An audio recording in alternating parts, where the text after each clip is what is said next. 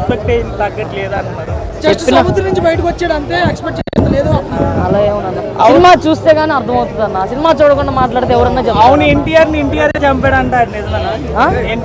అది నేను చెప్పను అన్న, సినిమా చూస్తే అర్థమవుతుంది. సినిమా ఎట్లా అనిపించింది బ్రో మీకు? చాలా బాగుందన్న. NTR comeback after 6 years. చాలా మంది ఆశ్చర్యత కూడా కంపేర్ చేస్తున్నారు, వాళ్ళకి ఏం చెప్తారు? లేదన్న, ఆచార్యతో పోల్చుకుంటే అసలు 1000 రెట్లు బెటర్ అసలుకి. అంతే, న్యాయం చేశాడు. అసలు ఒక కొత్త కొరటాల శివ గారిని చూసినట్టు ఉంటుంది. మెసేజ్ ఏముంది బ్రో?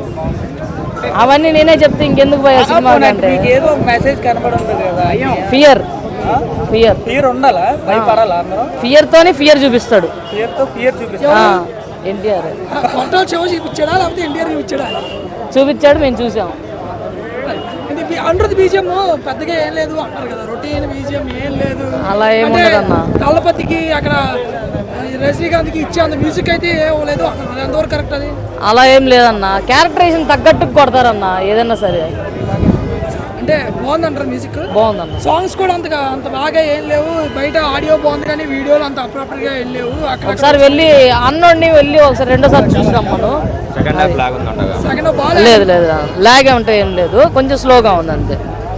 ఎలా ఉంది సినిమా? చాలా బాగుంది. ఫాదర్ క్యారెక్టర్ బాగుందా, సన్ క్యారెక్టర్ బాగుందా? Son is more like dominating. Father 1 number అయితే సన్ 10 నెంబర్ అనుకోవచ్చు. లాస్ట్ 40 minutes ఫైట్ సీట్స్ చాలా బాగున్నాయి అంట కదా, మీకు ఎలా అనిపిస్తుంది? లైక్ ఎవ్రీ సింగిల్ షాట్ కూడా లాస్ట్లో లైక్ ప్రెస్ మీట్స్లో చెప్పినట్లు కూడా ఎన్టీఆర్ గారు చాలా డిఫరెంట్గా చేశారు. అండ్ వేరే ప్రపంచంలోకి తీసుకెళ్ళినట్టు వాళ్ళు చెప్పినట్టుగానే చూపించారు. చాలా అద్భుతంగా స్క్రీన్ ప్లే ఉంది. సొరచేప సీక్వెన్స్ గురించి ఒక మాటలో చెప్పాలంటే అది మీరు చూస్తే తెలుసుకోవచ్చు. చెప్తారు అదే, అది లైక్ మనం చెప్పలేము కానీ we need to feel it. Goose bumps అంతే. ఎక్సలెంట్. సరే, ఎవ్రీథింగ్ స్క్రీన్ ప్లే చాలా బాగా క్రియేట్ చేశారు. And Koratala Shiva rating excellent. ఇక అరుణ్ గురించి తెలియదు ఏముంది, చాలా బాగుంది. Thank you. 5 out of 4.5. Story, NTR acting, Anirudh BGM, each and everything is perfect. అర్థం కాదు 5 మైనస్ అంటే మైనస్ ఏం లేదు. So each and everything is perfect. And pre climax వచ్చేసి గూస్ బంప్స్. అండ్ మెయిన్ వచ్చేసి అనిరుద్ అండ్ ఎన్టీఆర్ షో అని చెప్పొచ్చు. అండ్ కొరటాల శివ డైరెక్షన్ కూడా ఆఫ్టర్ ఆచార్య ఇది like one of the, and Koratala Shiva is going to one of the biggest director. Routine screen play in the sense ఒకసారి movie చూస్తే తెలుస్తుంది, వాళ్ళు చూసారో లేదో నాకు తెలియదు కానీ ఒకసారి పోయి చూస్తే. ఏఎంబిలో 1 AM షో చూశాను, 5 AM షో చూశాను, ఇప్పుడు 3rd time వస్తున్నాను నేను ప్రసాద్కి. రాజమౌళి ఖర్చు బ్రేక్ అయింది 100%. So if you want you can check the collection after 1 week also. 1000 crores ఈజీగా వస్తాయి.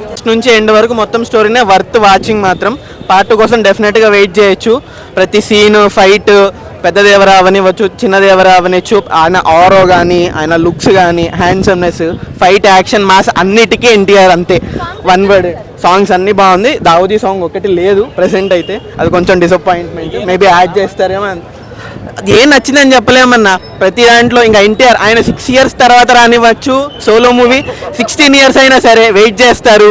ఆయనలాగా యాక్టింగ్ చేసేవాళ్ళు కానీ ఆయనలాగా ఆరా, హ్యాండ్సమ్నెస్ ఎవ్వరు మ్యాచ్ చేయలేరు పక్కా. అది వాచింగ్. ఫస్ట్ హాఫ్ బాగుంది, సెకండ్ హాఫ్ ఏది తీసేయడానికి లేదు. ఒక సీన్ తీసేయాలి, ఒక పార్ట్ తీసేయాలి అంటూ ఏమీ లేదు, అంతా వర్త్ వైల్ వాచింగ్. జాన్వి కూడా బాగుంది, యాక్షన్ చాలా బాగుంది. రత్నవేలు డిఓపి మాత్రం చాలా ఎంత మెచ్చుకున్నామని చెప్పేది ఏం లేదు. ఆయన ప్రతి పార్ట్ ఒక యాంగిల్ తీసేయడం కానీ, ఒక పర్టికులర్ చూపించడం.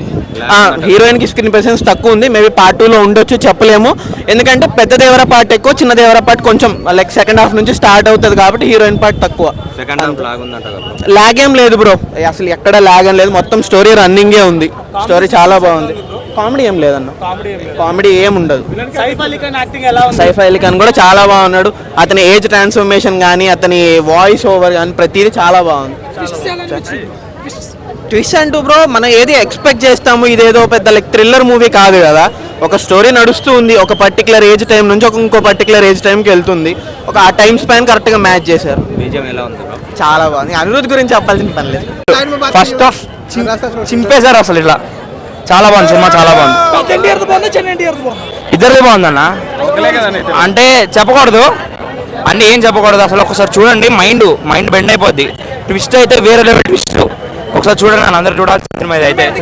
థియేటర్కి వచ్చి చూడాలి అందరు సినిమా. సినిమా ఎందుకు వచ్చేస్తుంది? ఏమన్నా నాకు అంత కలెక్షన్స్ రేటింగ్ 9 ఇస్తానన్న. ఎలా అనిపించింది? బీజిఎం బాగున్నాయి. ఓకే. చాలా తక్కువ స్టెప్ ఉంది, సో తక్కువ. మూవీ బ్రహ్మాండంగా ఉంది అన్న. మరి ఎందుకు సోషల్ మీడియాలో నెగిటివ్గా స్ప్రెడ్ చేస్తున్నారో నాకు అర్థం కాలేదు. ఫస్ట్ ఆఫ్ ఆల్ అది తప్పు. ఎందుకంటే సినిమా ఆదాయం గవర్నమెంట్కి వెళ్తుంది, దాన్ని వాళ్ళు రేటు తప్పు. అండ్ సినిమా కథ అయింది. సో తంగంని లైన్లో వేసుకోవడం కోసం 3 గంటల సినిమా తీసారా, లేకపోతే మారణాయుధాలని విద్రోహక శక్తులకు అందకుండా చేయడం కోసం సముద్రం పైన మన ఈ దేవరా డేరా వేసుకొని 3 గంటలు కూర్చున్నారా అనేటువంటిది మూవీ. ఇది కాన్సెప్ట్.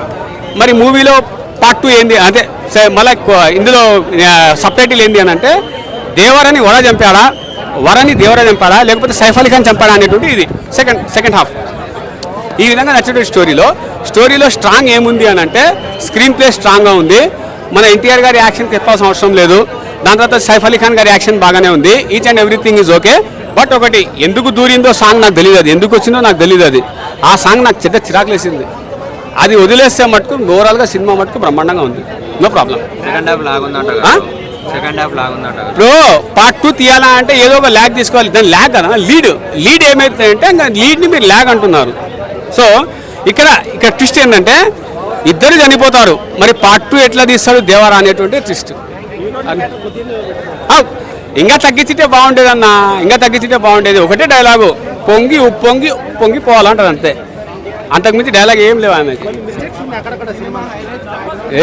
కెమెరామెన్ షార్ప్ ఉన్నాడు. సో మురళీకృష్ణ గారి హెయిర్ స్టైల్ ఉంటుందా 20 years బ్యాక్ ఎలా ఉంటుందో దాని తర్వాత అలా ఉంటుంది. ఇది ఒక మిస్టేక్, అర్థమైందా? దాని తర్వాత జోగులాంబ క్యారెక్టర్ ఉంటుంది. 20 years అంటే ఆమె ముస్లిం ముడతలు పడాలా, ఆమె కూడా అట్లే ఉంటుంది.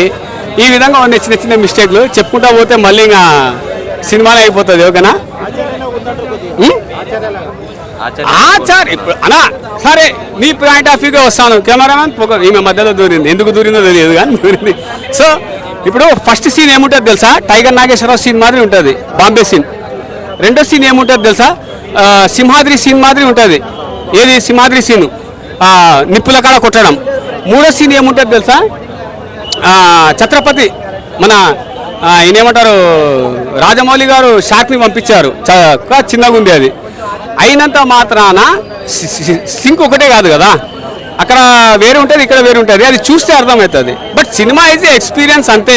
కథ పెద్ద ఇప్పుడు కెమెరా కాపీ చేయడం తప్పిస్తే వేరేది ఏమి ఉండదు కదా, అంతేనా కదా? That's it. మూవీ కూడా అంతే. ఇంకా అడిగితే మళ్ళీ ఇంకా ఎర్రబడుతుంది సముద్రం. ఇంకా ఈసారి నల్లగా చేస్తా, ఇంకా రక్తం ఇరిపించి ఎర్ర మీద. సప్త సముద్రాలు 7 ఉన్నాయి కాబట్టి నేను 7 ఇస్తున్నా. ఓకేనా? రైట్.